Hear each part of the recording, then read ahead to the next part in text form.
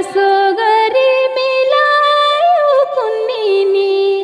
हुमु भन्दा क्या मिठो सुनिनी आज मै भयो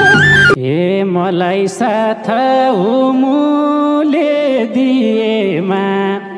निम्तो गर्छु सात गाउँलाई बिहेमा आज मै भयो हे मन परेकै मान्छेलाई पाए त त्यो दिन स्वर्गै पुग्छु म सायद आज मै भयो ए छैन अब मलाई पिर धान्दै मेरै छेउमा सरन यही भन्दै आज